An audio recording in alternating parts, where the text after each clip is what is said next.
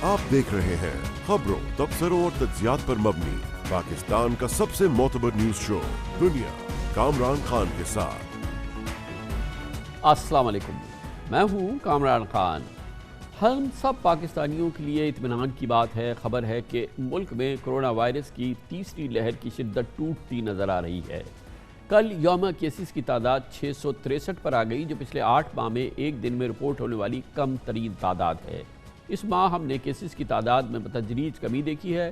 जून के पहले हफ्ते में केसेस की तादाद 12,000 थी, जो दूसरे हफ्ते में कम होकर 8 हुई, जो कि इस हफ्ते तादाद कम होकर 6,800 के करीब हो गई है। गोया के 3 हफ्तों के दौरान ये तादाद आधी रह गई है। इसी तरह अमवात की तादाद में भी कमी आ रही है। जून के पहले हफ्ते में अमवात की तादाद 446 थी, जो इस हफ्ते आधी से भी कम होकर 206 पर आ गई है। कल मस्बत केसेस की शरह 1.6% थी तकरीबन, जो कि यकीनन एक बहुत ही उम्दा पॉजिटिव डेवलपमेंट है और ये भी 8 माह की कम तरीन शरह है। 2 महीने पहले ये शरह 11.6% तक पहुँच गई थी।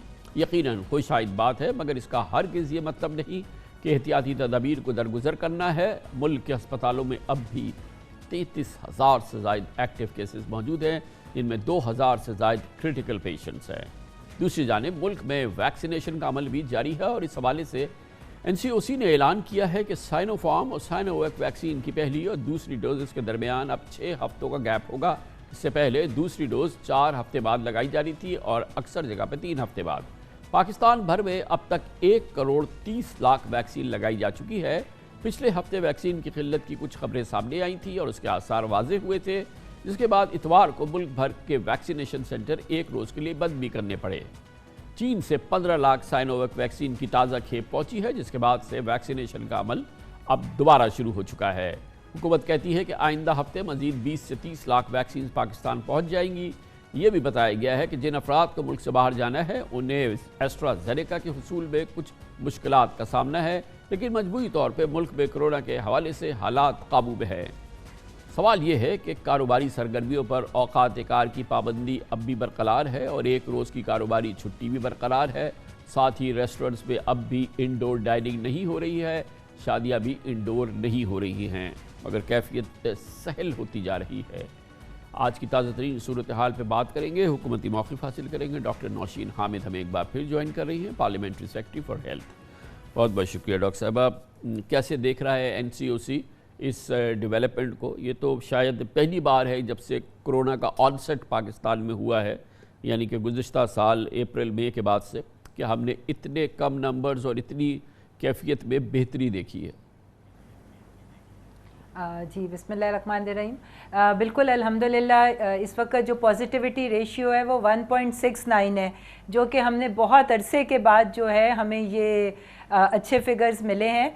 इसमें देखिए मल्टीपल फैक्टर्स हैं। एक तो जो हुकूमत ने डिफरेंट पाबंदियां लगाई थी, जिसमें पब्लिक गैदरिंग्स को कम से कम हमने लिमिट करने की कोशिश की, पब्लिक इंटरेक्शन को कम करने की कोशिश की, उसमें अल्लाह ताला ने हमें कामयाबी दी।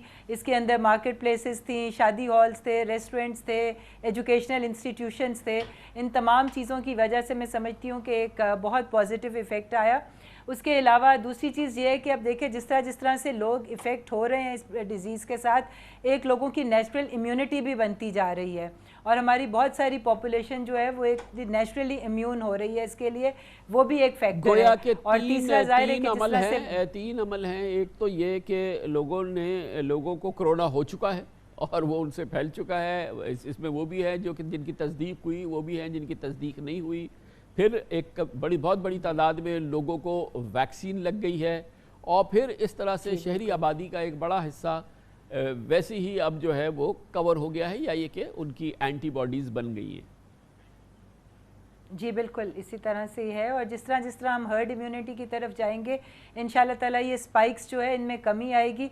पर यहाँ मैं आपको ये कह दूँ कि एक चौथी वेव का ख़तरा है और इसका बहुत हद तक डिपेंड करेगा लोगों के रवैये पे। अगर लोग ज़िम्मेदारी का सबूत देंगे और हुकूमत की बनाई हुई SOPs और जो गाइडलाइंस हैं अगर उस पर अमल करेंगे तो हमें बहुत उम्मीद है कि हम कोई बहुत बड़ी स्पाइक नहीं देखेंगे। पर अगर बेहतियाती हुई तो अब भी खतरा मौजूद है। अभी जो हमने इक़दामात उठाए थे और उसके बाद 1.6% की ये पॉजिटिविटी रेशो, यकीनन ये जब से हमारा यहाँ पे कोरोना का ऑनसेट हुआ है उसकी बेस्ट फिगर्स है जो हमारे सामने हैं।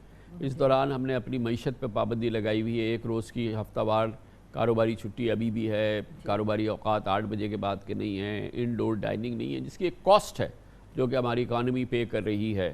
تو آپ نہیں سمجھتی کہ اب اس احتیاط کے ساتھ ان ریسٹرکشنز کو جو ہے وہ تھوڑا سا ریلیکس کرنا چاہیے؟ جی دیکھیں، بالکل جس طرح اسد عمر صاحب نے کہا ہے کہ ہماری کوشش یہ ہے کہ بڑی عید آنے سے پہلے ہم اپنے میگزیمم لوگوں کو ویکسینیٹ کر لیں، تاکہ ہمیں وہ پابندیاں جو پچھلے تہواروں کے موقع پہ دیکھنی پڑی ہیں وہ اس بڑی عید کے موقع پہ ہمیں نہ کرنی پڑیں اور ہم ریلیکسیشنز دے سکیں۔ صرف ایک ہم اس چیز کا انتظار کریں کہ خاص نمبر آف پیپل جو ہے وہ ویکسینیٹ ہو جائیں، تو انشاءاللہ اس کے بعد یہ پابندیاں بھی انشاءاللہ تعالیٰ اس میں بھی ریلیکسیشن آپ دیکھیں گے۔ اب اس میں تو اب لوگ تو جوخ لگا رہے ہیں، جب سے 18 سال سے عمر کی زیادہ کی ہم نے الاؤ کیا ہے تو اب لگوانے والوں کی تو کوئی کمی نہیں ہے۔ اب بالآخر وہی ہوا جس کا خدشہ تھا کہ اب ویکسین کی کمی ہو گئی ہے، اور اب جو ہے now there is a run for vaccine, اور پھر اب یہ جو ایک گیپ تھا فرسٹ اور سیکنڈ ڈوز کا جو کہ کافی کم 3 ہفتے کا گیپ ہوا کرتا تھا یا 1 مہینے کا گیپ تھا، اب اس کو پھر مزید 2 ہفتے بڑھانا پڑا ہے۔ گویا کہ یہ معاملہ جو ہے یہ کوئی بہت ہی خوشکن نہیں ہے اس وقت۔ نہیں جی دیکھیں، میں ضرور اس چیز کا ایڈمٹ کروں گی کہ 2-1 دن ہمیں تھوڑی سی پرابلمز فیس کرنی پڑی تھی۔ اس کی مین وجہ یہ تھی چونکہ واک ان ویکسینیشن اوپن کر دی گئی تھی، تو اٹ از ویری انپریڈکٹیبل کہ کون سے سینٹر پہ کس دن کتنی بڑی تعداد میں لوگ آئیں گے، کیونکہ واک ان ویکسینیشن کی وجہ سے آپ number of people coming to a specific centre آپ پریڈکٹ نہیں کر سکتے۔ تو اس میں یہ ہوا کہ کچھ سینٹرز پہ بہت زیادہ رش ہو گیا اور وہاں پہ ویکسین کی شارٹیج ہو گئی، اور جو باقی سینٹرز تھے پھر وہاں پر ویکسین تھی جس کو ہمیں ری لوکیٹ کرنا پڑا، جس کی وجہ سے ہمیں تھوڑا سا یہ ایشو آیا تھا، مگر یہ 1-2 دن کے اندر ہی یہ ریزالو ہو گیا۔ جس طرح سے سنڈے کو ہمارے پاس 15.5 لاکھ ڈوزز آئی ہیں، اور آج کے دن میں ہمارے پاس 20 لاکھ ڈوزز مزید لینڈ کر گئی ہیں، اور آنے والے ہفتے کے اندر ہم سمجھتے ہیں کہ مزید ہمارے پاس 30 لاکھ ڈوزز جو ہیں وہ آ رہی ہیں۔ تو اب انشاءاللہ تعالیٰ یہ والی شارٹیج ہم نہیں دیکھیں گے، اور جو گیپ جو کہ آپ نے ابھی سوال کیا ہے کہ یہ جو گیپ بڑھایا گیا ہے اس کی وجہ یہ ہے کہ دیکھیں یہ ایک آن گوئنگ ایوالونگ پروسیس ہے، اور ڈیٹا کلینکل ڈیٹا ہمارے پاس جو ہے وہ ایوالو ہو رہا ہے۔ تو اب لیٹسٹ ریسرچز کے مطابق یہ ہے کہ اگر جو ہم جس کو 3 ہفتے کا گیپ سمجھتے تھے، اگر یہ گیپ تھوڑا سا بڑا بھی ہو جائے تو اس میں نقصان کوئی نہیں ہے، بلکہ کئی جگہوں پہ ہمیں یہ بھی ایویڈنس ملا ہے کہ اس میں فائدہ ہے اگر تھوڑا سا 3 ویکس کے بجائے 6 ویک کا گیپ ہو جائے۔ کہ ہماری جو سپلائیز ابھی تو ہماری چائنا سے ہی زیادہ ہے، اور ہماری کچھ سپلائیز کوویکس کے ذریعے آئی، جس سے ہمیں ایسٹرازینیکا ملی اور ہمیں فائزر ملی ہے۔ یہ کوویکس کی سپلائیز کی کیا پوزیشن ہے؟ ابھی تو ہم صرف چائنا کی خبریں سن رہے ہیں، اور وہاں سے ہمیں بہت میجر انفلو چاہیے یا ہمیں ملنا ہے۔ جی دیکھیں، اس وقت جو ہمارے پاس فائزر کی 1 لاکھ ڈوزز آئی ہیں جو کہ 50,000 لوگوں کے لیے کافی ہے۔ وہ کوویکس والوں کے ساتھ ہماری ایک ایگریمنٹ تھی کہ یہ جو امیونو کمپرومائزڈ لوگ ہیں، کینسر پیشنٹس ہیں، کیمو تھراپی پہ ہیں، کرونک لیور ڈیزیز ہے، ڈائلسس کے اوپر ہیں، یا اس طرح کی دوسری ڈیزیزز کے پیشنٹس ہیں، یہ ان کے لیے استعمال کی جائے گی۔ مگر یہاں پر میں آپ کو یہ بتاتے چلوں کہ ہماری فائزر والوں کے ساتھ ایگریمنٹ سائن ہو گئی ہے۔ ڈاکٹر فیصل سلطان نے اناؤنس کر دیا ہے کہ فائزر والوں سے ہم 13 ملین ڈوزز جو ہیں انشاءاللہ تعالیٰ یہ اسی سال کے آخر سے پہلے پاکستان پرچیز کی ایگریمنٹ فائنل ہو گئی ہے، اور یہ فائزر کی 13 ملین ڈوزز جو ہیں یہ ہمارے پاس پہنچ جائیں گی۔ جی بہت بہت شکریہ ڈاکٹر نوشین حامد۔ کہتی ہیں کہ یقیناً سپلائیز ہمارے پاس کمفرٹیبل ہے، اور پھر کوویکس کے ذریعے ہمیں فائزر کی 1,30,00,000 ڈوزز ملنی ہیں۔ کمرشل بریک، اس کے بعد ذکر کریں گے مقبوضہ کشمیر میں ایک اہم ڈیولپمنٹ ہوئی ہے۔ مقبوضہ کشمیر کی پوری لیڈرشپ کو نریندر مودی، ان کے وزیر داخلہ امت شاہ نے اہم ملاقات کے لیے دلی بلایا ہے۔ وہاں پہ افواہیں یہ ہیں کہ بھارتی حکومت نریندر مودی اب زبردست دباؤ میں ہیں کہ جو آئین میں خصوصی حیثیت مقبوضہ کشمیر کی تھی، جس کو ختم کیا گیا تھا، اس کو اسی کیفیت میں بحال کر دیا جائے۔ اس کی بات کرتے ہیں چھوٹے سے وقفے کے بعد۔ تقریباً 2 سال ہو گئے 5 اگست کو بھارت نے ایک غیر آئینی اقدام کر کے مقبوضہ کشمیر کی اپنے آئین میں خصوصی حیثیت ختم کر دی تھی۔ 2 سال گزرنے کے بعد آج مقبوضہ کشمیر کھلے آسمان تلے دنیا کی سب سے بڑی جیل ہے۔ یہاں 80 لاکھ آبادی محصور ہے، 8 لاکھ بھارتی فوجی تعینات ہیں۔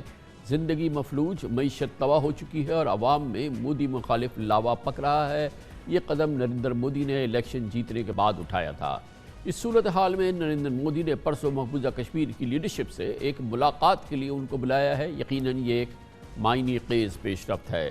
اطلاعات کے مطابق کشمیر کی پرانی حیثیت کو پھر سے بحال کرنے کی بات ہو رہی ہے اور اسی پر صلاح و مشورے کے لیے مقبوضہ کشمیر کے رہنماؤں کو کانفرنس میں شرکت کے لیے دلی بلایا گیا ہے۔ خصوصی حیثیت کے خاتمے کے بعد ان رہنماؤں کی بھارتی وزیر اعظم سے یہ پہلی ملاقات ہوگی۔ یہ وہی کشمیری لیڈرز ہیں جن کو مودی نے 5 اگست کے اقدام کے بعد تقریباً 1 سال تک جیلوں میں قید اور گھروں میں محصور رکھا تھا۔ انہی میں ان کی حلیف سابق وزیر اعلیٰ محبوبہ مفتی بھی شامل ہے۔ کانفرنس میں شرکت سے متعلق 4 سابق وزرائے اعلیٰ سمیت مقبوضہ کشمیر کے رہنماؤں کا آج اجلاس ہوا، جس میں فیصلہ ہوا کہ یک زبان ہو کے بھارتی حکومت سے مقبوضہ کشمیر کی اگر بھارت اپنی غلطی کا احساس کرتے ہوئے مقبوضہ کشمیر کی خصوصی حیثیت بحال کرتا ہے تو خطے میں امن کے لیے امید کی کرن ہو سکتی ہے، کیونکہ پاک بھارت امن مذاکرات کی بحالی بھی اس سے مشروط ہے۔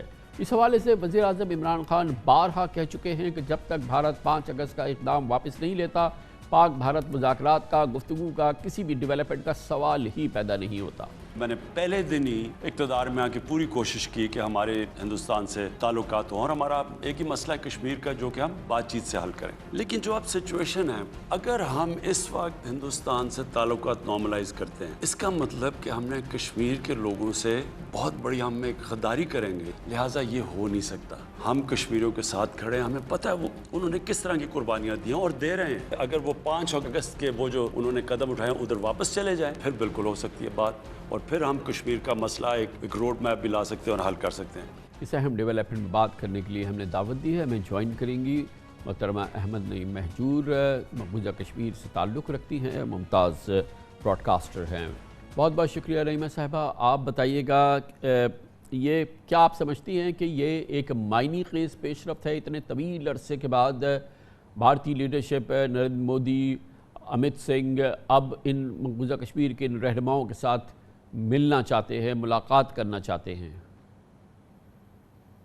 دیکھیے کامران صاحب، بہت بہت شکریہ۔ یہ ایک بڑی پیش رفت ہے اور مجھے لگ رہا ہے اس میں جہاں داخلی صورتحال کا دخل ہے، اسی طرح سے بیرونی جو سطح پہ جو باتیں ہو رہی ہیں اس کا بھی عمل دخل ہے، اور اس سے یہ بھی ظاہر ہوتا ہے کہ جو مودی سرکار ہے، جو اس طرح انہوں نے جو سٹیپس اٹھائے تھے کشمیر میں اور ایک نیا کشمیر کا خواب دکھایا تھا، تو وہ ان کی پالیسی جو ہے وہ کشمیر پالیسی ناکام ہو گئی ہے، اور اندرونی سطح پہ بھی صرف کشمیر ہی نہیں بلکہ پورے ہندوستان میں ایک طرح سے غیر مستحکم صورتحال پیدا ہوئی ہے۔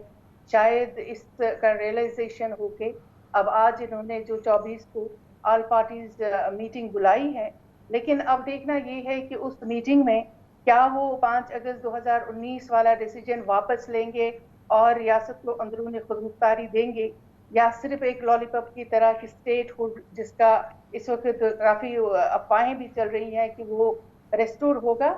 تو اس پہ ڈیپینڈ کرتا ہے کہ اگر وہ ڈیسیجن پورا واپس لیتے ہیں یا وہی جو ایک عالمی برادری کو تو جس طرح سے اس اس وقت میں وہاں سے دباؤ بھی بہت بڑھ نعیمہ رہا ہے۔ صاحبہ یہ بتائیے گا کہ یقیناً یہ تو ایک بہت بڑا قدم ہوگا اور یہ تو پھر بہت بڑی ڈیولپمنٹ ہوگی کہ اگر یہ 5 اگست والے اقدامات کو واپس لیتے ہیں، لیکن یہ بھی توقع کرنا ایک بہت ہی مشکل بات ہے کہ ایک ٹاک شاپ رکھنا اور یہ ملاقات کرنا اگر اس کا کوئی مقصد ہی نہیں ہے، کیونکہ جو کشمیری لیڈرشپ ہے، مقبوضہ کشمیر کی جو لیڈرشپ جاری ہے، اس میں تو کوئی دو رائے نہیں ہے کہ وہ اس سے کم کچھ مانگ نہیں رہے ہیں اور اس سے کم کسی چیز پہ تیار نہیں ہوں گے۔ یہ نریندر مودی کو بھی پتہ ہوگا اور امت سنگھ کو بھی پتہ ہوگا۔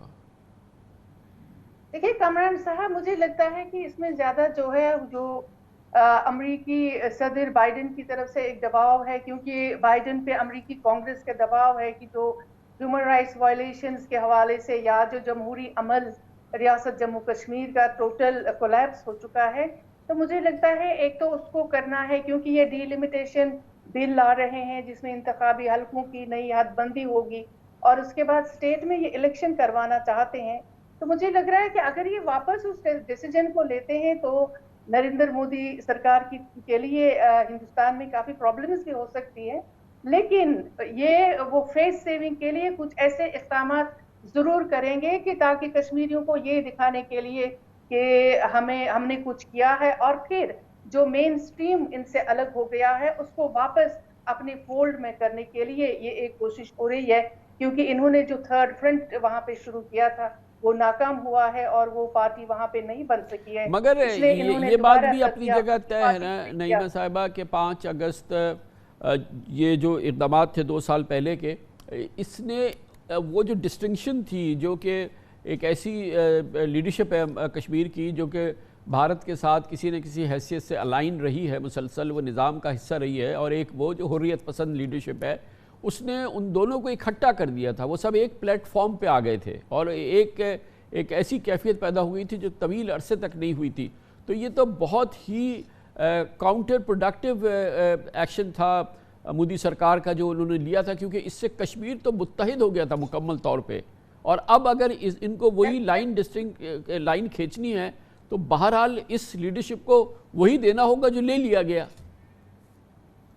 नहीं, लीडरशिप को जो अब गुपकार अलायंस के नाम से जो अब लीडरशिप है जिनके साथ बात हो रही है, तो अगर वो स्टैंड नहीं लेते हैं तो वो उनका भी एक क्रेडिबिलिटी का प्रॉब्लम है कश्मीर में, तो वो फिनिश हो जाएंगे। उनका अपना सर्वाइवल अब इसी पे है कि 5 अगस्त 2019 वाला डिसीजन जो है अगर वो वापस नहीं लिया तो ये पार्टीज भी खत्म हो रही है, क्योंकि अगर आप देखेंगे सेपरेटिस्ट लीडरशिप इस वक्त टोटल मंजर आम से हट गई है। अगर कोई है तो वो मेन स्ट्रीम लीडरशिप ही सामने है, और अगर वो भी अगर इंडिया के उस फोल्ड में नहीं आते हैं तो इंडिया के लिए मुझे लगता है बहुत बड़ा डिजास्टर होगा, क्योंकि वहां फिर कोई नहीं होगा जिसके साथ ये बात कर सकते हैं। तो मेरे ख्याल में इसलिए ये मेन स्ट्रीम को हुक करने के लिए किया जा रहा है।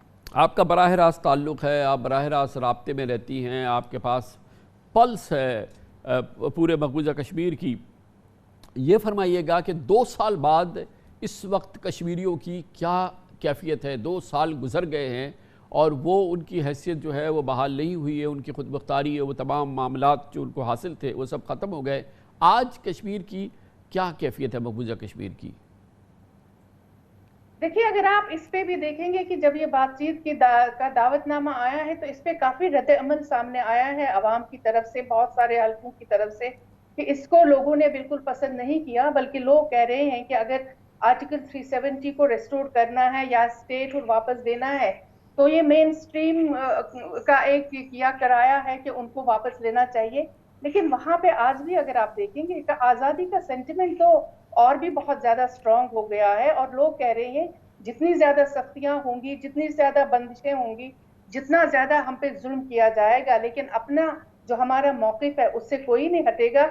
इसलिए मुझे लगता है कि भारतीय सरकार को भी इसका रियलाइजेशन हो गया है और वो किसी तरह से कश्मीर को कंट्रोल एंड मैनेज करना चाहते हैं, और जिसके लिए मुझे लग रहा है उनके पास मेन स्ट्रीम के अलावा कुछ नहीं, और मेन स्ट्रीम में जो पीडीपी या एनसी है वो पार्टियां सामने हैं, उनको बुलाया गया है। इसीलिए मुझे लगता है कि आज़ादी की तहरीक को सबटॉज करने के लिए ये एक नया भारतीय हुकूमत का एक हरबा है। बहुत बहुत शुक्रिया। नईमा अहमद महजूर मकबूजा कश्मीर से ताल्लुक़ रखती हैं, मुमताज़ ब्रॉडकास्टर है, तवील अरसे BBC में खिदमत सर अंजाम दी है। कहती ये हैं कि कश्मीर में पिछले 2 साल में आज़ादी की तहरीक जड़ पकड़ के न सिर्फ पकड़ चुकी है बल्कि हर तरफ फैल चुकी है।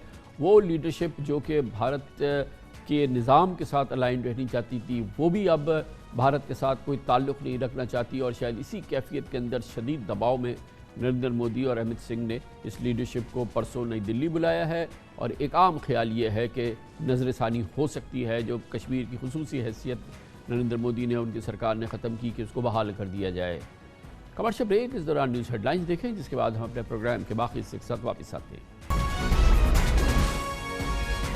आप देख रहे हैं खबरों, तबसरों और तज्जियात पर मबनी पाकिस्तान का सबसे मोतबर न्यूज शो दुनिया, कामरान खान के साथ। पाकिस्तान के लिए जारी IMF प्रोग्राम में लगता यह है, बल्कि आया है कि अब इसमें तवक्कुफ आ गया है या एक ब्रेक आ गया है। फ़िलहाल कम अज़ कम लगता यह है कि 3 माह का ये वक्फा है जो कि जारी रहेगा। $1 अरब की किस्त के लिए जुलाई में होने वाले IMF का छठा जायज़ा अब अगस्त या सितंबर तक मुकम्मल होने की तवक्को है। उस वक्त तक वज़ीर ख़ज़ाना शौकत तरीन पावर टैरिफ और इनकम टैक्स रेट बढ़ाए बगैर IMF को मुस्तहकम ग्रोथ और टैक्स आमदन में इजाफे के इब्तदाई नताइज दिखाना चाहते हैं। फाइनेंशियल टाइम्स के मुताबिक जुलाई से पाकिस्तान को सऊदी अरब से $1.5 अरब का तेल उधार पर मिलने की सहूलत का भी रिस्टोर हो जाएगी, और ये भी इम्कान है कि इस हवाले से जो प्रेशर हमारे इम्पोर्ट बिल पर है और जो हमारे रिज़र्व पे आ सकता है वो मुस्तहकम रहेगा। इसीलिए आइंदा माली साल यानी जुलाई से सितंबर की सहमाही टैक्स टारगेट की सिमत और नताइज का तयन करेगी। अहदाफ के मुताबिक अगले 3 माह के दौरान टैक्स आमदन में कम अज़ कम 20% इजाफा मतलूब है, जो यकीनन एक बहुत बड़ा फीट होगा। वज़ीर ख़ज़ाना शौकत तरीन ने 10 रोज़ कबल पोस्ट बजट तकरीर में बताया कि पावर टैरिफ के बजाय बिजली का इस्तेमाल और रिकवरी बढ़ाएंगे और लाइन लॉसेस कम करेंगे, जबकि टैक्स रेट के बजाय टैक्स नेट में इजाफा किया जाएगा। शौकत तरीन साहब ने वाज़ेह किया कि हम IMF प्रोग्राम से निकले नहीं, लेकिन पाकिस्तान के पास इंटरनेशनल कैपिटल मार्केट समेत दीगर ऑप्शंस मौजूद हैं। IMF से हम निकले नहीं हैं, हमने उनके साथ हमारी डिस्कशन जारी है, और अगर ये जुलाई वाला जो है 6th रिव्यू अभी नहीं हुआ तो ये सितंबर तक जो है, हम पूरी उम्मीद है कि हम उसको पूरा करने की कोशिश करेंगे। हमारी डेस्टिनी एक है, वो चाहते हैं कि हम सस्टेनेबल ग्रोथ की तरफ जाएं। जो उनका तरीकाकार ये है कि आप स्टेबलाइज करें, फिर उसके बाद आहिस्ता आहिस्ता ग्रो करते जाएं, तो सस्टेनेबल हो जाएगी। हमारा ये है कि ये देखें, आप जो सस्टेनेबिलिटी के लिए 2 हमें बातें कर रहे हैं, एक टैरिफ बढ़ा दें और दूसरा पर्सनल इनकम टैक्स बढ़ा दें, एक किस्म से वो भी 100% बढ़ा दें और ये भी कोई 45-40% बढ़ा दें। वो एक हमारे लिए, हमारे ख्याल में ये प्रोग्रेसिव तरीका नहीं है। एक तरीका है, हमारा तरीका ये है कि हम जो है टैरिफ्स की बजाय हम अपनी कैपेसिटी यूटिलाइजेशन ज्यादा करेंगे, रिकवरी ज्यादा करेंगे, लाइन लॉसेस कम करेंगे। हमें थोड़ा टाइम लगेगा, हम उसकी ब्रीदिंग स्पेस के लिए कैपेसिटी क्रिएट कर देंगे। तो आपका मकसद भी पूरा हुआ, हमारा भी पूरा हो गया। इनकम टैक्सेस के ऊपर हम ब्रॉडनिंग करेंगे, हम जो अभी तक इनकम टैक्स लोग दे रहे हैं उसको उस पर और ज्यादा नहीं बोझ डालेंगे। तो हमारा मकसद एक ही है, क्योंकि ये अब जून नेक्स्ट ईयर तक है, तो we will be on track and we will receive the money which they will be giving us. ये हमने डाला हुआ है। लेकिन हैविंग सेड दैट, मैं ये भी आपको बताना चाह रहा हूं कि हमारे पास और भी एवेन्यूज हैं इस वक्त कि हम जाके उनको कर सकते हैं। इंटरनेशनल मार्केट्स में भी हम पैसे रेज कर सकते हैं। जुलाई 2019 में IMF ने पाकिस्तान के लिए $6 अरब के प्रोग्राम की मंजूरी दी थी। कोरोना की वजह से पिछले साल अप्रैल में प्रोग्राम मुंजमद हो गया था। 11 माह के तात्तुल के बाद IMF बोर्ड ने इस साल मार्च में पाकिस्तानी मईशत पर अपने इत्मीनान का इजहार करते हुए तकरीबन $500 मिलियन की तीसरी किस्त जारी की थी। $6 अरब के प्रोग्राम में तकरीबन 2 साल के दौरान पाकिस्तान IMF से $2 अरब हासिल कर चुका है। कल नेशनल असम्बली में वज़ीर ख़ज़ाना शौकत तरीन ने IMF के पास जाने की वजूहात का अहाता किया। उन्होंने बताया कि 28 से $30 अरब की अदायगियों के लिए IMF के पास जाना पड़ा था। 28 से $30 अरब को पे करना था, तो क्या हुआ? IMF के पास जाना पड़ा। अब हमारे पास तो कोई डॉलर की छापने की मशीन तो है ही नहीं। जाना पड़ा। जब जाना पड़ा उधर, तो उन्होंने कहा कि भाईजान अगर आप लोग आए हैं तो फिर आप 1, 2, 3 चीजें करें। आप अपने जो डिस्काउंट रेट बढ़ाएं, आप करेंसी को ज्यादा डिवैल्यू करें, और जो टैरिफ वगैरह है वो बढ़ाएं। फ्रंट लोड कर दिया। उन्होंने कहा पैसे नहीं देंगे जब तक आप ये नहीं करेंगे। उससे इकॉनमी नीचे गई। बजट 21-22 के ज़्यादातर आदद शुमार सनत व कारोबार की तरक्की और एक्सपोर्ट्स में इजाफे को अट्रैक्ट करने के लिए, उसको प्रमोट करने के लिए रखे गए हैं। हुकूमत ने माशी तरक्की का हदफ 4.8% और 5,829 अरब रुपए का टैक्स हदफ मुकर्रर किया है। दोनों टारगेट बहुत टफ बताए जाते हैं। इस माली साल कोरोना के बावजूद 10 महीनों में एक्सपोर्ट्स में 14%, LSM में 9%, रिटेल होलसेल के सेक्टर की ग्रोथ में 8.5% हुआ है, और हुकूमत की उम्मीदों का मरकज़ भी यही है। इस माली साल के 11 महीनों में 18% ज़्यादा टैक्स जमा किया गया और 12% टैक्स फाइलर में इजाफा हुआ है। अब universal self assessment, track and trace system, point of sales में इजाफा, टैक्स निज़ाम में इस्लाहात से भी हुकूमत की उम्मीदें वाबस्ता हैं। पाकिस्तान का IMF के साथ राब्ता, ताल्लुक़, मईशत की ग्रोथ और IMF की अहमियत, इन तमाम मौज़ूआत पर बात करने के लिए हमने दावत दी है। हमें ज्वाइन कर रहे हैं जनाब साकिब शिरानी, हमारे साथ मौजूद हैं। बहुत बहुत शुक्रिया साकिब शिरानी साहब। ये बताइएगा कि अब जो हमने अप्रोच रखी है, जिसमें कि अब हम चाहते हैं कि 3 महीने हम अपना प्रोग्राम आजमाएं और IMF को साबित करें कि हमारी सोच जो है वो सही है, आप इससे मुत्तफिक हैं?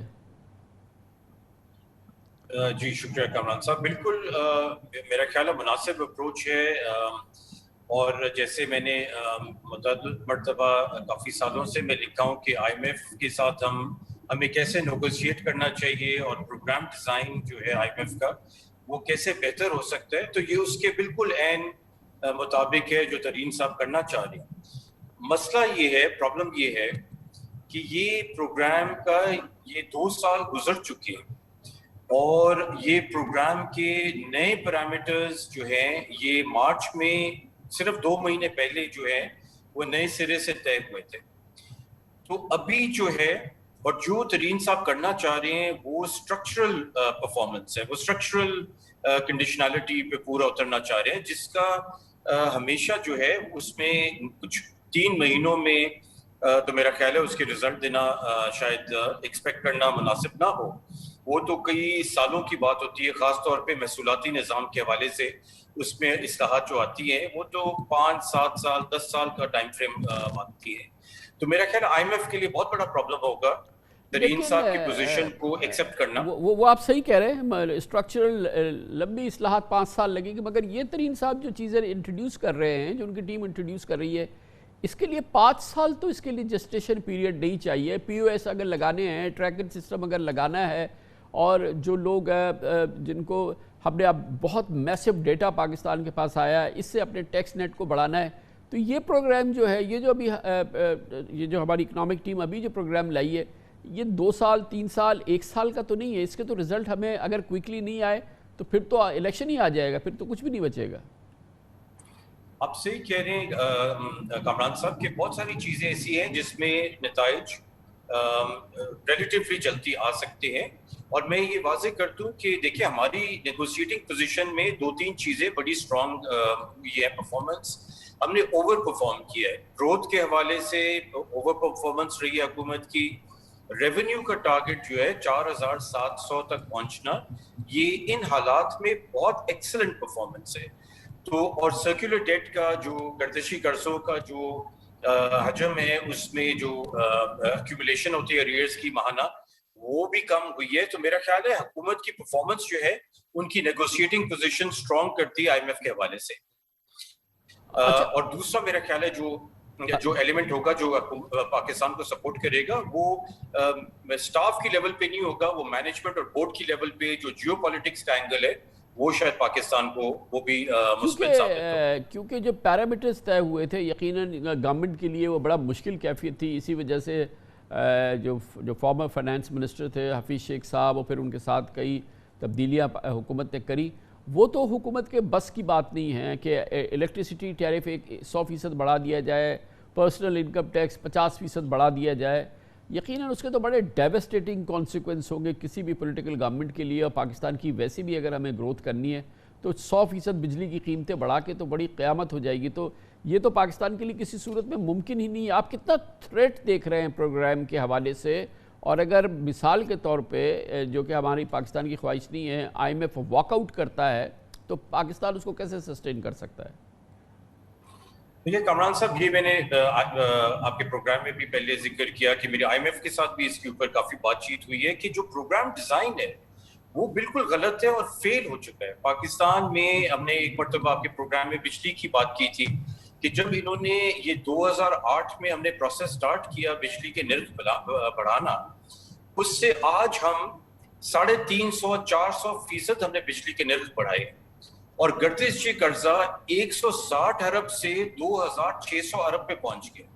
تو کلیئرلی ان کا جو پروگرام کی کنڈیشنالٹی ہے یہ مطلب درست نہیں ہے. تو جو ترین صاحب اس کو ٹھیک کرنا چاہ رہے ہیں, اور میں ایکچولی کہوں گا کہ ہم نے نیگوشیٹ بھی درست نہیں کیا پیچھے شیخ صاحب کے ٹائم پہ, ہم نے ایکسیپٹ کر لیا ساری ان کی کنڈیشنالٹی. یہ بہت اسٹرانگ آرگیومنٹ ہے کہ ہمیں ایک پروگرام چاہیے جو اسٹرکچرل کنڈیشنالٹی پہ بیسڈ ہو, جس کی پرفارمنس کی انڈیکیٹرز بیک لوڈڈ ہو, اور 3 سال بھی شاید اس کے لیے کم ہو. ہمیں 2 پروگرامز کی بیسس کے اوپر آپ جج کریں. تو میرا خیال ہے ترین صاحب کوشش تو یہ کر رہے ہیں, but I don't think I M F کی سٹاف کی لیول پہ اتنے گنجائش ہے کہ وہ ترین صاحب کو یہ گنجائش دیں. تو ویسے ہماری اپروچ جو ہے کہ اب ہم اپنے اس پروگرام کو لے کے آگے بڑھیں گے, اور اگر ہم مور اور لیس اپنے ٹارگٹس کے قریب رہتے ہیں فرسٹ کوارٹر کے کلمینیشن تک, تو پھر وہ آئی ایم ایف کے لیے سیٹسفیکٹری سچویشن ہوگی, اور پھر ہمیں نئے پیرامیٹرز ان کے ساتھ طے کرنے ہوں گے. کمران صاحب پرابلم یہ آ رہا ہے کہ ابھی تک جو ہماری پرفارمنس رہی ہے نا 2020-21 میں, یہ تو بہت اسٹرانگ پرفارمنس رہی ہے, اور اس کے اوپر بڑی اسٹرانگ نیگوشیٹنگ پوزیشن بنتی ہے. मगर जो आइंदा साल नजर आ रहे हैं, IMF और हमारी पोजीशन में उनके जो अहदाफ थे जो हमने एक्सेप्ट किए थे मार्च में रीवर्क होके, उसमें और हमारे जो बजट के जो अहदाफ हैं या बजट का जो नताइज होंगे उसमें बहुत वाज़ेह फ़र्क आ रहा है, और ये फ़र्क जो है ये इंक्रीज हो रहा है। मिसाल के तौर पे IMF के अहदाफ में जो हमने एग्री किया था मार्च में, इस आइंदा माली साल में हमने प्राइमरी जो सरप्लस है वो 0.6% ऑफ GDP रखना था। तरीन साहब के बजट में ये 0.7% डेफिसिट में आ रहा है, तो यानी कि हमारी पोजीशंस में 1.3% का ऑलरेडी फर्क आ रहा है, और ये 0.7% अज्यूम कर रहा है कि तरीन साहब जो है वो 5,800 अरब पे पहुंच जाएंगे, जो कि सवालिया निशान है उसके ऊपर। तो मेरा ख्याल है थोड़ी सी टफ पोजीशन IMF हमें अगस्त में दिखाएगा, और हमें थोड़ी सी टफ नेगोशिएशंस, ये स्ट्रेटेजिक पॉज है, मेरा ख्याल है ये शायद 3-4 महीने से लंबा ही चले। बहुत बहुत शुक्रिया जनाब साकिब शिरानी हमारे साथ है। ये बहुत अहम मौजू है, इस पर मज़ीद एक माहिराना राय हासिल करेंगे मगर एक छोटे से वक्फे के बाद। Welcome back. वक्फे से कबल हमें मुमताज़ माहिर माशियत जनाब साकिब शिरानी बता रहे थे कि क्या पाकिस्तान और IMF का जो प्रोग्राम है उसको आगे कोई ख़तरा है। पाकिस्तान इस वक्त अपनी अप्रोच, अपनी सिमत में आगे बढ़ रहा है। अगली सहमाही इसके लिए बहुत अहम है। IMF का प्रोग्राम बरकरार है, IMF इसको गौर से देख रहा है। मुस्तकबिल क्या है, इस मौजू को आगे बढ़ाते हैं और इसके लिए अब हमें ज्वाइन करेंगे एग्जीक्यूटिव डायरेक्टर SDPI जनाब आबिद क़य्यूम सुलहरी। हुकूमत की माशी मुशावरत में शरीक रहते हैं और माहिर मैशत भी हैं। बहुत बहुत शुक्रिया सुलहरी साहब।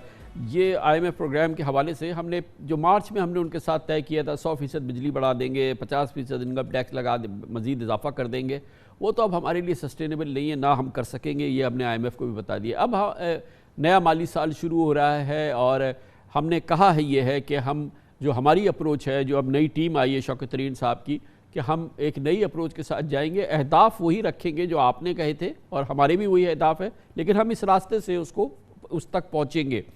ये बड़ा एक अहम सफ़र होगा पहली सहमाही का, इस दौरान जो हमने अपने ऑब्जेक्टिव्स हासिल करने हैं, लेकिन बहरहाल इसके पिटफॉल्स भी हैं।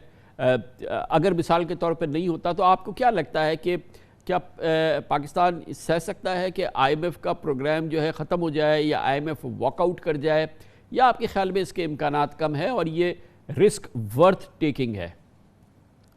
मेरा नहीं ख्याल कि पाकिस्तान जो है वो IMF प्रोग्राम ख़त्म करना चाहता है या IMF पाकिस्तान से वॉकआउट कर जाएगा, और उसकी 2-3 वजूहात हैं। जो उसकी इकनॉमिक वजह है वो तो सबके सामने है कि जो पाकिस्तान के पिछले माली साल की परफॉर्मेंस थी वो ऑलमोस्ट डबल थी देन व्हाट IMF और वर्ल्ड बैंक ने जो प्रोजेक्ट कर रहे थे उससे तकरीबन डबल हमने अचीव करके दिखा दिया, और उसकी वजह से पाकिस्तान के पास एक सॉलिड होमवर्क और एक सॉलिड रीज़न मौजूद है ये बताने के लिए कि पाकिस्तान जो है वो पहली सहमाही में मजीद इस पे काम कर सकता है, और IMF की शराइत माने बगैर अल्टीमेट ऑब्जेक्टिव जो है कि रेवेन्यू और जो एक्सपेंडिचर है उनके दरमियान एक तवाज़न लेके आना, और स्पेशली जो एनर्जी सेक्टर डेट है उसको कंटेन करना। तो पाकिस्तान ये सारा कुछ जो है वो IMF की शराइत माने बगैर भी कर सकता है, सीक्वेंसिंग और पेसिंग अपनी मर्जी की रख के। तो ये तो इसका इक्तिसादी पहलू है, लेकिन इसके साथ इसका जियो स्ट्रेटेजिक पहलू भी है। इस खित्ते में जो पॉलिटिकल तब्दीलियाँ हमारे दाएं बाएं होने जा रही हैं उनके जो आउटपुट्स हैं वो भी काफ़ी इम्पैक्ट कर रहे होंगे, और हमें ये चीज़ ज़हन में रखनी है कि अमेरिका के पाकिस्तान जो IMF है उसमें 16% शेयर्स हैं, और कोई भी वेवर देने के लिए IMF के 85% शेयर होल्डर्स का एग्री करना ज़रूरी होता है। यानी अगर अमेरिका जो है वो अकेला किसी चीज़ को वीटो कर दे तो वो वीटो हो जाती है। तो जो वेवर मिलना है हमने ये रिक्वेस्ट की है कि छठे और सातवें रिव्यू को इकट्ठा कर लिया जाए। छठा रिव्यू जो है ये अभी जून के एंड पे होना था, लेकिन हुकूमत ने ये रिक्वेस्ट की है कि इसको छठे और सातवें को क्लब करके फिर हमारी प्रोग्रेस जो है वो देखी जाए, और वहाँ पे शायद हमें वेवर मिल जाए अगर अमेरिका जो है वो पाकिस्तान के पलड़े में अपना वजन जो है वो डाल देता है। गोया कि आप फरमा रहे हैं कि बिल्कुल सही किया हमने जो रास्ता अपनाया बिल्कुल सही किया, और जो हमने IMF को जवाब दिया वो भी बिल्कुल सही किया। अच्छा, अब आप ये बताइए कि जो प्रोग्राम सामने ला रहे हैं जिसके ज़रिए हम वो हदफ हासिल करना चाहते हैं, हमारी तो ख्वाहिश ये है कि हम 5,800 अरब रुपए से ज़्यादा के टैक्सेस करें, हम तो 6 खरब के टैक्स कर लें। हमारी ख्वाहिश ये है कि हमारी ग्रोथ जो है वो 4.8 नहीं बल्कि 5 कुछ हो जाए, या 5.5% तक हम चले जाएँ, जैसे कि हमने पहले सरप्राइज़ किया हम फिर सरप्राइज़ करें। جو اب ہم نے انگریڈینٹس اس کے لیے ڈالا ہے، جو ہم اس کے لیے ریسیپی لائے ہیں شوکت ترین صاحب اور ان کی ٹیم، کتنا وزن ہے اس میں آپ کے نزدیک؟ جی دیکھیے نا، کیونکہ یہ تو ایک اب ٹیسٹڈ اسٹریٹجی ہوگی، سمارٹ لاک ڈاؤن ایک ٹیسٹڈ اسٹریٹجی بن گئی. اسی طریقے سے ایگریکلچر سیکٹر جو ہے وہ ہم نے دیکھا کہ اگر آپ ایگریکلچر میں ان پٹ ڈالتے ہیں تو آؤٹ پٹ آپ کو ملتا ہے. لارج اسکیل مینوفیکچرنگ جو ہے یہ اگر جون کا جو مہینہ کلوز ہونے جا رہا ہے اس میں آپ دیکھیے کہ تمام بڑی انڈسٹریز جو ہیں ان کا آؤٹ پٹ جو ہے وہ بہتر ہو رہا ہے. صرف ایک جو دباؤ پڑ رہا ہے پاکستان پر وہ جو آپ کے بڑے انڈیکیٹرز ہیں، میکرو اکنامک انڈیکیٹرز، وہ کرنٹ اکاؤنٹ ڈیفیسٹ کا تھوڑا سا پڑے گا کیونکہ اب امپورٹس جو ہیں وہ بڑھیں گی، یا وہ کرنسی پہ 30 جون کو ہر سال کرنسی پہ آخری سہ ماہی میں آتا ہے، ایک پریشر آتا ہے. تو یہ دو پریشر جو ہیں وہ پاکستان پہ آ رہے ہوں گے. لیکن ادروائز اگر دیکھا جائے تو آپ نے 2-3 سیکٹرز جو ہیں وہ چن لیے، ان کو آپ تمام طرح کی مراد دے کے ان کی بیسس پہ اپنے گروتھ جو ہے وہ لانا چاہ رہے ہیں. اسی طریقے سے جو بہت سی ایگزمپشنز تھیں، اب تو فرانس بل جو بھی فائنل شکل اختیار کرے گا تب پتہ چلے گا، لیکن بہت سی ایگزمپشنز جو ہیں ان کو ختم کیا جا رہا ہے تاکہ ایک طرف تو جو ٹارگیٹڈ سبسڈیز ہیں وہ دی جائیں، جو ریلیف ہے اور جو تنخواہیں بڑھانا اس طرح کے جو ایکسپینڈیچر تھے، ڈیولپمنٹ ایکسپینڈیچر، وہ کیے جائیں. لیکن اس کے ساتھ ساتھ بہت سے ایسے جو تھے سورسز آف انکم، اور سلیمان صاحب سب سے ہائی سٹیک گیم جو ہے وہ تو ہے جو ہماری ٹیکس نیٹ جو ہے اس کو ایکسپینڈ کرنا اور اس کی جو ڈاکیومنٹیشن ہے اس کو بڑھانا. یعنی کہ جو سب سے بڑا زور ہم لگا رہے ہیں وہ ہم لگا رہے ہیں کہ ہم ٹریک اینڈ ٹریس سسٹم لے آئیں مختلف انڈسٹریز میں، ہم پوائنٹ آف سیلز کو بڑھا دیں بڑی تعداد میں، یعنی کہ 10,000 سے لے کے ہم 2.5 لاکھ تک اس کو پہنچا دیں. اور اس قسم کے جتنے اقدامات ہیں جو کہ اپنے پاس اب ایف بی آر کے پاس ایک میسو ڈیٹا ہے جس کے ذریعے ٹریک کیا جا سکتا ہے کہ کون لوگ جن کے اثاثے ہیں اور وہ کنسیلمنٹ اس میں ہوئی ہے. یہ ساری جنگ جو ہے وہ تو ایف بی آر کے فرنٹ پہ لڑی جائے گی، اور اس کے لیے اپیرنٹلی لگتا یہ ہے کہ حکومت ویل ایکوپڈ ہے. حکومت تیار ہے. دیکھیے سیمنٹ انڈسٹری میں، شوگر میں، ٹبیکو پہ ٹریک اینڈ ٹریس سسٹم جو ہے وہ لایا جا رہا ہے، پوائنٹ آف سیل بڑھائے جا رہے ہیں. اسی طریقے سے ایس ایم ایز پہ ایک فلیٹ ٹیکس ان کی ٹرن آؤٹ کے مطابق بریکٹس بنا کے ان کو منیمم ٹیکسیشن کی بیس پہ ٹیکس نیٹ پہ لایا جا رہا ہے. اور یہ ساری چیزیں جو ہیں یہ ٹیکس نیٹ کو براڈن کر دیں گی. اور وہ جو حکومت جو بار بار دہرا رہی ہے کہ ایگزسٹنگ ٹیکس پیئرز پہ اس کا بوجھ نہیں ڈالا جائے گا، تو وہ اسی ٹیکنالوجی کے استعمال پہ بات ہو رہی ہے. اسی طریقے سے جو ایک میجر لکونہ تھا یا لوپ ہول تھی کہ بینکس جو تھے وہ اپنا ڈیٹا کسٹمر پرائیویسی کی وجہ سے شیئر نہیں کرتے تھے ایف بی آر کے ساتھ، وہ بھی فیٹف کے جو مختلف ایکشن پوائنٹس تھے ان کو ایڈریس کرتے ہوئے وہ بھی اب آپ کے پاس جواز آ گیا ہے کہ بینکس جو ہیں وہ اگر ایف بی آر کسی کھاتہ دار کے جو اثاثے ہیں ان کے اکاؤنٹس ہیں ان کے بارے میں انفارمیشن مانگنا چاہے تو بینکس اس کو دے رہے ہوں گے.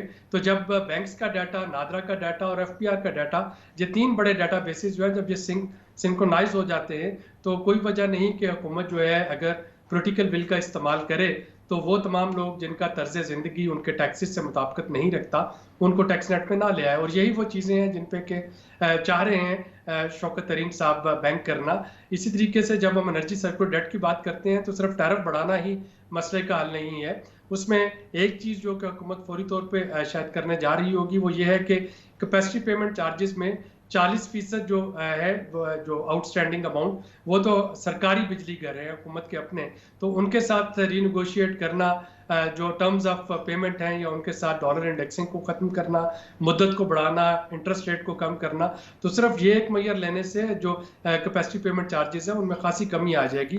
اور جب وہ کمی آتی ہے تو پھر اس کو آپ بناتے ہوئے پریسیڈنٹس ایک ایڈیشنل ایک ایلیمنٹ ہے جو کہ ہمارے لیے بہت اہم ہے، وہ یہ کہ آئی ٹی ہماری جو انڈسٹری ہے اس نے بھی بڑا پلیزنٹ سرپرائز ہمیں دیا ہے. جس لیول کی گروتھ ہم نے پچھلے فائنینشیل ایئر میں دیکھی ہے، اور اب کافی انسینٹیوز ان کے لیے رکھے ہیں گورنمنٹ نے، اور ان کے لیے آئی ٹی زونز اور یہ انڈسٹریل پارکس اور آئی ٹی پارکس وغیرہ، وہ بھی ایک پوٹینشیل تو ہے. بہرحال دیکھیے نا، آپ نے ایگریکلچر کو حکومت نے انڈسٹری ڈکلیئر کر دیا، کنسٹرکشن کو حکومت نے انڈسٹری ڈکلیئر کر دیا، انفارمیشن اینڈ ٹیکنالوجی کو انڈسٹری ڈکلیئر کر دیا. تو یہ 3 میجر کمپوننٹ جو کہ اس سے پہلے انڈسٹری کا حصہ نہیں کہلاتے تھے، ان کو فارمل چینل میں لے آنا یہ ایک بڑا امپورٹنٹ سٹیپ ہے آپ کے ریونیو کو، نہ صرف یہ کہ ساری اکانومی کو ڈاکومنٹ کرنے کے لیے بلکہ ریونیو کو بڑھانے کے لیے. इसी तरीके से जैसा कि शौकत तरीन साहब ने पोस्ट बजट प्रेस कॉन्फ्रेंस में बताया था कि जब तक IMF के साथ नेगोशिएशन चल रहे हैं, वो जो कंस्ट्रक्शन सेक्टर पे जो एमनेस्टी थी वो अपनी जगह कायम है, विच मीन्स के इन्वेस्टर जो हैं वो वहाँ पे भी इन्वेस्ट कर सकते हैं।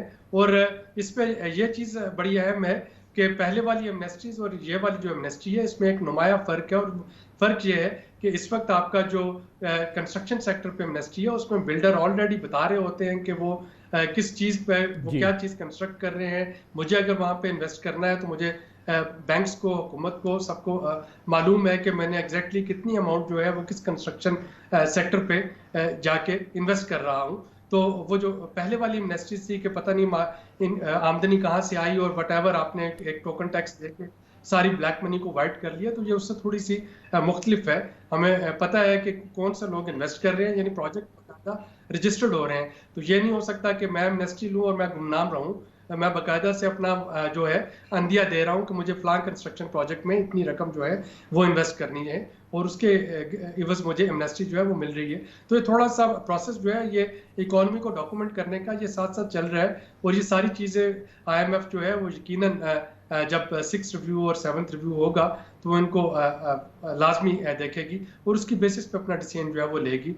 बहरहाल हमें वेवर तो लेना होगा क्योंकि बहुत से ऐसे क्वालिटेटिव इंडिकेटर्स हैं और क्वांटिटेटिव इंडिकेटर्स हैं जो कि हुकूमत शायद नहीं पूरे कर पाएगी, लेकिन अगर रेवेन्यू जो है वो लाने में कामयाब हो जाती है और एनर्जी सेक्टर डेट को कंटेन करने में कामयाब हो जाती है तो मेरा ख्याल है कुछ लो और कुछ दो की बेसिस पे IMF का ये प्रोग्राम जो है वो चलता रहेगा। बहुत शुक्रिया जनाब आबिद क़य्यूम सुनहरी। आपने देखा कि हमारे दोनों माहिरीन जनाब साक़िब शीरानी, जनाब आबिद क़य्यूम सुनहरी, दोनों का ख्याल ये है कि कोई बड़ा ख़तरा IMF के प्रोग्राम का नहीं है।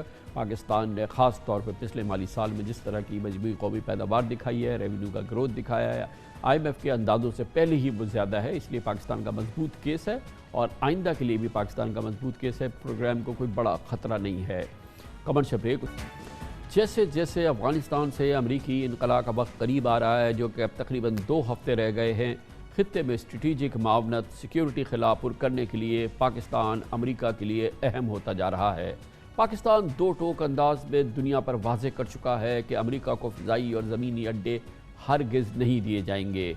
लेकिन बहरहाल माहिरीन कहते हैं ऐसा भी नहीं कि पाकिस्तान अमरीका की मावनत के तमाम दरवाजे बंद कर देगा, क्योंकि अमरीका और पाकिस्तान के माबैन सितंबर 2001 के एयरलाइन ऑफ कम्युनिकेशन और ग्राउंड लाइन ऑफ कम्युनिकेशन, ये A-लॉक और G-लॉक कम्युनिकेशन फ्रेमवर्क मौजूद है। इन 2 माहिदों के तहत अमरीका को पाकिस्तान की फ़िज़ाई और ज़मीनी राहदारियाँ अब तक हासिल है। इन्हीं माहिदों के तहत 9/11 के बाद अमरीका ने जैकबाबाद में शहबाज एयरबेस, खुजदार के करीब शमसी एयरबेस और इसके अलावा पसनी और दालबंदीन के फ़ज़ाई अड्डों को इस्तेमाल किया। इन माहिदों की हर 10 साल बाद तजदीद होती है। इत्तलात के मुताबिक 2011 में तजदीद हुई थी। अब इस साल सितंबर में इन माहिदों का रिन्यूअल दरकार है। अगर पाकिस्तान चाहे तो अमरीका को ये फ़ज़ाई और ज़मीनी रास्ते अवेलेबल होंगे। माफ़ कीजिएगा, ज़मीनी रास्ते और फ़ज़ाई रास्तों की बात हो रही है, फ़िज़िकल अड्डों की बात नहीं। ताहम इस पस मंज़र में अमरीका और पाकिस्तान के माबैन दिफाई सिक्योरिटी ताल्लुकात की अब नई जहतें तय होनी है, यानी कि जिनसे दोनों मुल्कों के मफादात को तहफ़्फ़ुज़ मिल सके और दोनों मुल्क अपने मफादात को भरपूर अंदाज में तहफ़्फ़ुज़ कर सके और पाकिस्तान अपनी सॉवरेंटी का भी दिफा कर सके। आज अमरीका के अखबार वाशिंगटन पोस्ट में वज़ीर आज़म इमरान खान ने एक मजमून शाया किया है, जिसमें वज़ीर आज़म कहते हैं कि अगर पाकिस्तान अमरीका को अड्डे फराहम करता है जहाँ से अफ़गानिस्तान पर बमबारी हो और अफ़गानिस्तान में खाना जंगी शुरू हो गई, तो पाकिस्तान एक बार फिर दहशतगर्दों के इंतकाम का निशाना बनेगा। वज़ीर आज़म इमरान खान ने लिखा, हम दहशतगर्दी के मुतहम्मिल नहीं हो सकते। हमने पहले ही बहुत भारी कीमत चुकाई है और अमरीका जिसके पास तारीख की सबसे ताकतवर मिलिट्री मौजूद है, जब वह अफ़गानिस्तान के अंदर रहते हुए पिछले 20 साल से जंग नहीं जीत सका, तो हमारे मुल्क में फ़ज़ाई अड्डों से बमबारी करके अमरीका को क्या मिलेगा। परसों अमरीकी मीडिया HBO के इंटरव्यू में वज़ीर आज़म इमरान खान ने अफ़गानिस्तान में फ़ज़ाई ऑपरेशन के लिए पाकिस्तानी अड्डे देने को क़तई तौर पर मुस्तरद किया था। वज़ीर आज़म इमरान खान ने कहा था कि पाकिस्तान अब किसी तनाज़े का हिस्सा नहीं बनेगा। Will you allow the American government to have CIA here in Pakistan to conduct cross-border counter-terrorism missions against Al-Qaeda, ISIS, or the Taliban? Absolutely not. There's no way we're going to Seriously? allow any bases any sort of action from Pakistani territory into Afghanistan. Absolutely not. We will be partners in peace, not in conflict. The American military right now is discussing doing airstrikes potentially to support the Afghan forces against the Taliban. Would you allow the American Air Force to use your airspace for those airstrikes? We are not going to be part of any conflict anymore. What's your feeling about that? Why would the Americans be using bombing Afghanistan after it hasn't worked for 20 years? Why will it work again? बहुत मजबूत दलील है वज़ीर-ए-आज़म इमरान खान दे रहे थे, मगर क्या इसका मतलब ये है कि अब अमेरिका पाकिस्तान के दरमियान दिफाई स्ट्रेटेजिक इंटेलिजेंस ताल्लुकात की कोई गुंजाइश नहीं है, और क्या मुस्तकबिल में ऐसा कुछ नहीं होगा? इन तमाम उमूर पर बात करते हैं, माहिराना राय हासिल करते हैं, जिसके लिए आज हमने ख़ास तौर पर दावत दी है लेफ्टिनेंट जनरल रिटायर्ड गुलाम मुस्तफ़ा को। साबिक़ कमांडर हैं पाकिस्तान की आर्मी की स्ट्रेटेजिक कमांड फोर्स के। बहुत बहुत शुक्रिया जल साहब, आपने हमें ज्वाइन किया है। ये तय कर लिया हमने कि हम बेसिस नहीं देंगे, हम कोई फ़ज़ाई अड्डा नहीं देंगे, हम कोई ग्राउंड अड्डा नहीं देंगे अमेरिका की इंटेलिजेंस को, अमेरिका की फ़ौज को। लेकिन क्या इसका मतलब ये है कि हमारे दिफाई स्ट्रेटेजिक और इंटेलिजेंस ताल्लुकात की कोई गुंजाइश नहीं है इसके बाद कि दोनों मुल्कों के दरमियान ये तमाम ताल्लुकात बरकरार रहें और एक दूसरे के साथ मुआवनत जो है वो भी किसी अंदाज से चल सके? क्या गुंजाइश बाकी है उसकी? देखिए, अमेरिका सुपर पावर है और सुपर पावर होने की हैसियत से वो हर एक का हमसाया है। पाकिस्तान अमेरिका से अपने जो मफादात की, जिस आपने बात की, खान साहब ने बड़ा क्लियर कर दिया है इसके ऊपर। लेकिन अगर इसको एक साइड पे छोड़े तो और बहुत से ऐसे मामलात हैं जिसमें पाकिस्तान और अमेरिका न सिर्फ कोऑपरेट कर सकते हैं बल्कि इस खत्ते में अमन को आगे बढ़ा सकते हैं और इस खत्ते की तरक्की में रोल अदा कर सकते हैं। और इसमें तिजारत है, इसमें जिस तरीके से पहले आर्म्स वगैरह सप्लाई वगैरह होते रहे हैं वो हैं, ट्रेनिंग्स हैं, बहुत सारे ऐसे हैं चीज़ें जो इनसे हटकर पहले भी होती रही और अब फिर हो सकती हैं ये। और वो मेरा ख्याल है कि अमेरिका भी टोटली ये नहीं चाहेगा किसी सूरत में कि पाकिस्तान को इस तरीके से कट ऑफ कर दे। ना ही पाकिस्तान ने ऐसी ख्वाहिश का इजहार किया है। प्राइम मिनिस्टर ने बड़ा वाज़ेह कहा था, will be partners in peace. तो इस खत्ते में पीस के लिए पाकिस्तान एक क्रिटिकल मुल्क है और जिस तरीके से कनेक्टिविटी भी पाकिस्तान की इंपॉर्टेंस बढ़ रही है दिन ब दिन, अल्लाह करे अफगानिस्तान सेटल होता है तो फिर पाकिस्तान की अहमियत और ज़्यादा बढ़ जाएगी, अमेरिका के लिए भी और बाकी दुनिया के लिए भी। तो ये तय है कि जो मामला जिस तरीके से हमारे प्राइम मिनिस्टर ने क्लियर कर दिया, इसके अलावा और बहुत ज़्यादा वो मौक़े हैं जहाँ पे हम दोनों न सिर्फ काम कर सकते हैं बल्कि एक दूसरे की मदद भी कर सकते हैं।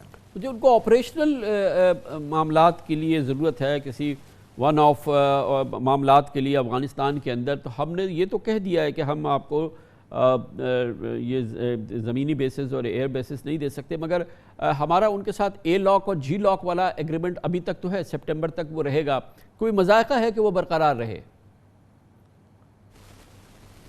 नहीं, मेरा नहीं ख्याल कि अभी इसको अगर हमें रखने की ज़रूरत है ऐसे, क्योंकि जब अफ़गानिस्तान से निकल गया अमेरिका, ये क्लेम तो वो कर रहा है लेकिन उसकी जो ख्वाहिशात और जो हमें बता रहा है, जो एक्चुअली करना चाहता है मुख्तलिफ, कम अज़ कम मेरी रीडिंग ये है कि अफ़गानिस्तान को ऑन द बॉयल रखना चाहता है कि वहाँ को अफ़गानिस्तान और इसके साथ लिंक पाकिस्तान ये सेटल ना हो ये इलाके, क्योंकि इनके सेटल होने की सूरत में जो बाइडेन साहब की नई स्ट्रेटजिक डायरेक्शन है G7, G8 और G10 और फिर ये B3 वगैरह की, फिर उसके कामयाब होने के चांसेस मादूम हो जाते हैं, क्योंकि इससे इस खत्ते में फिर चीन, रूस और बाकी ताकतें जिस तरीके से ऑलरेडी हैं मौजूद, उनका असर रसूख बाकायदा और बढ़ जाएगा।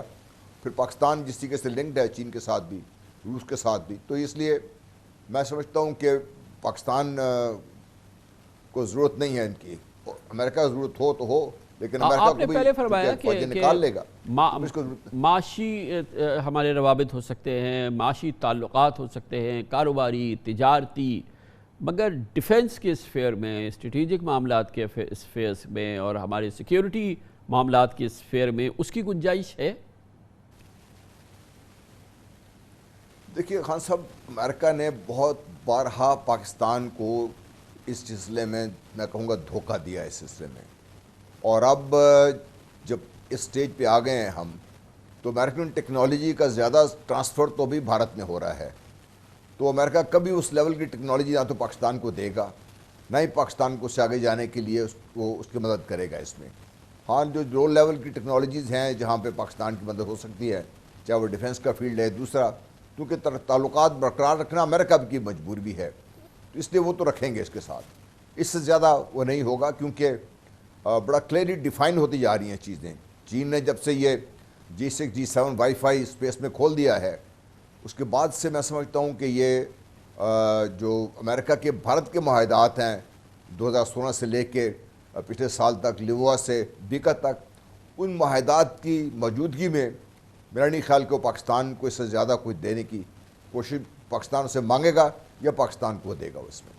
جل صاحب، اسی پس منظر میں جبکہ امریکی وہاں سے نکل رہے ہیں اور اب وہاں پہ وہ کسی صورت سے انگیج نہیں ہونا چاہتے، ان کو بہرحال وہاں سے نکلنا ہے، ہم ایک ریپڈ ایڈوانسمنٹ دیکھ رہے ہیں۔ جو طالبان فورسز ہیں وہ ایک کے بعد ایک ضلع کو ہر گھنٹے میں ایسا لگ رہا ہے کہ وہ کانکر کر رہے ہیں، اور اب وہ تاجکستان کے بارڈر کو انہوں نے ابھی یہ خبر آئی ہے کہ انہوں نے اس کو کانکر کر لیا ہے، وہاں پہ اب طالبان فورسز جو ہیں وہ بارڈر کو گارڈ کر رہی ہیں۔ تو اس طرح سے یہ جو تیزی سے ڈیولپمنٹ ہو رہی ہے، یہ تو افغانستان کا نقشہ جو ہے یہ شاید چند ہفتوں میں بدل جائے، اور اس موقع پہ ہمارے لیے بڑا ایک مسئلہ ہوگا، کیونکہ پرائم منسٹر نے کہا ہے کہ اگر اس کیفیت میں افغانستان میں طالبان حکومت بنتی ہے اور وہ بن جاتی ہے وداؤٹ اینی ایگریمنٹ بٹوین دوسری افغان جو فورسز ہیں ان کے درمیان، تو یہ ایک ریجنل ایک بڑی مشکل کیفیت ہو جائے گی۔ جی واقعی، لیکن طالبان کو میرا خیال ہے ابھی ہمیں ایک ان کو دیکھنے کا بھی ہمیں نقطہ نظر پرزم چینج کرنا پڑے گا۔ 20 سال لگاتار جنگ کے بعد طالبان اب بات کر رہے ہیں کہ ہم مونوپولی آف پاور نہیں رکھنا چاہتے، یعنی کہ ہم شیئر رکھنا چاہتے ہیں۔ دوسرا، جب انہوں نے بات کی، کہا جا رہا ہے کہ وہ وہاں پہ سخت قسم کی وہ حکومت لانا چاہتے ہیں، انہوں نے یہ بھی واضح کیا ہے کہ ہم ایک اور انکلوسو ایسے آئین کی اور ایسی حکومت چاہتے ہیں جس میں تمام شامل ہوں اور ہم مل کے فیصلے کریں کہ افغانستان کو کہاں لے کے جانا ہے۔ اور تیسری سب سے بڑی یہ ہے کہ جی افغانستان از اے ریویج کنٹری، وہاں پہ کوئی اکانومی نہیں ہے، وہاں پہ وار ہی ان کی اکانومی تھی۔ اب اگر انہیں سیٹل ہونا ہے تو پھر طالبان کو بھی یہ بات سمجھنی پڑے گی کہ وہ ہر ایک کو طاقت کے بل بوتے پر شاید کیپچر تو کر لیں، لیکن افغانستان میں امن نہیں آ سکتا۔ اس لیے پاکستان کا نقطہ نظر ہے وہ میں سمجھتا ہوں کہ واضح بھی ہے، اور دوسری طرف جو افغان فورسز تھی وہ بھی میلٹ ہوتی جا رہی ہیں۔ ان کو تو اپوزیشن کم از کم جس حد تک ہمارا خیال، دنیا کا خیال تھا کہ ہوگی، وہ اپوزیشن نہیں مل رہی۔ تو طالبان اس وقت ریسرجنٹ ہے اور کنٹرول حاصل کرنے میں کامیاب ہو جائیں گے، لیکن اس کے جو معاہدے، جو آگے جو بات چیت چل رہی ہے انٹر اخوان ڈائلاگ کی، اس پہ زور دینے کی بہت ضرورت ہے۔ اس میں چین، روس اور پاکستان اور کسی حد تک ایران بڑا میجر کردار ادا کر سکتے ہیں، اس میں کرنا بھی چاہیے ہمیں۔ ہم ڈیسائسو فیز میں ہیں جنرل صاحب، جس وقت یہ ریجنل ڈیولپمنٹ ہو رہی ہے اور میمت ڈیولپمنٹ ہے جیو اسٹریٹجک ہمارے اس پورے ریجن میں ہو رہی ہے، مگر ہمارے ساتھ اب چین کے بڑا کلوز ہمارا تعلق چل رہا ہے، ہم سی پیک کے ایک بڑے ڈیسائسو فیز کے اندر داخل ہو چکے ہیں، اور پھر آگے چین کا جو پورا جو ون بیلٹ اور روڈ انیشیٹو ہے پورا اس کے ساتھ جڑا ہوا ہے۔ تو اب ہمارے لیے کوئی ویسے کتنی گنجائش رہ گئی ہے کہ ہم چین کے ساتھ یہ پوری دوستی اور پورا سی پیک نبھائیں اور اس کے ساتھ امریکہ کو بھی کسی نہ کسی صورت سے ایکوموڈیٹ کریں؟ بہت مشکل ہوگا۔ جی، یہ بیلنسنگ ایکٹ پاکستان کے لیے مشکل تو ہوگا، لیکن میرا اپنا اندازہ یہ ہے کہ امریکہ پاکستان کو کھونا نہیں چاہے گا، ٹوٹلی کسی حد تک انگیج رکھنا چاہے گا، کیونکہ اگر پاکستان، افغانستان اور ایران بھی اس کے ہاتھ سے ٹوٹلی نکل جاتے ہیں تو اس خطے سے تقریباً امریکہ آؤٹ ہو جائے گا، کیونکہ بھارت نے جو $3 ارب کی رشوت دے کے افغانستان سے پاکستان کے اندر جو دہشت گردی کی ہے، اس کا تو وہاں پہ میرا نہیں خیال کہ مقام ہوگا اس کا، اور یہ طالبان بھی سمجھتے ہیں اور باقی طاقتیں بھی سب سمجھتی ہیں اس میں۔ تو اس سے نقصان امریکہ کو زیادہ ہوگا، اور میں یہ سمجھتا ہوں کہ پاکستان کی جو سوچ ہے اور جو ہماری لیڈرشپ جو ابھی اسٹریٹجک لیول پہ فیصلے کر رہی ہے، کافی حد تک میں سمجھتا ہوں بہت اچھے بھی ہیں اور مستقبل میں پاکستان کے کام بھی آئیں گے۔ سی پیک کیونکہ پیوٹل ہے، تو اگر سی پیک ان کے ہاتھ سے ٹوٹلی نکل جائے اور گوادر نکل جائے ان کے ہاتھ سے، ایران کے ہاتھ سے نکل جائے، تو اب دیکھیے ان کو کہاں کہاں مسائل پڑیں گے۔ ان کو اس پورے ریجن میں امریکہ کے لیے کسی طریقے سے اپنے آپ کو ریلیونٹ رکھنے کے لیے بڑا ضروری ہے کہ وہ پاکستان کے ساتھ تعلقات رکھے، اور وہ ہم چین کو ناراض کیے بغیر یہ ممکن بنا سکتے ہیں۔ جی خان صاحب، دیکھیے چین کبھی نہیں چاہے گا کہ پاکستان اس سٹیج پہ آ جائے کہ جب امریکہ سے جنگ شروع کر دے، وہ تو چین کے مفاد میں بھی نہیں ہے۔ چین کی کوشش یہ ہوگی کہ پاکستان اپنے اسٹریٹجک جو لیول پہ جو ہماری کوآپریشن ہے اس کو برقرار رکھتے ہوئے اگر تجارت کے معاملے پہ اور چھوٹی موٹی ٹیکنالوجی کے معاملے میں سے کوآپریٹ کرتا ہے تو اس کو کوئی چین کو میرے خیال سے کوئی وہ ہوگا نہیں، اور جو بھی ہوگا میرا خیال ہے کہ باقی دوستوں کے ساتھ پاکستان مشورہ کر کے ہی آگے سٹیپ لیں گے آگے سے۔ بہت بہت شکریہ جنرل صاحب۔ Lieutenant general retire Ghulam Mustafa, سابق کمانڈر پاکستان اسٹریٹجک فورسز ہمارے ساتھ تھے۔ اس کے ساتھ ہی ہمارے آج کے پروگرام کا اختتام ہوتا ہے۔ کل آپ سے پھر ملاقات ہوگی انشاءاللہ۔ کل تک کے لیے کامران خان کو اجازت۔ اللہ حافظ۔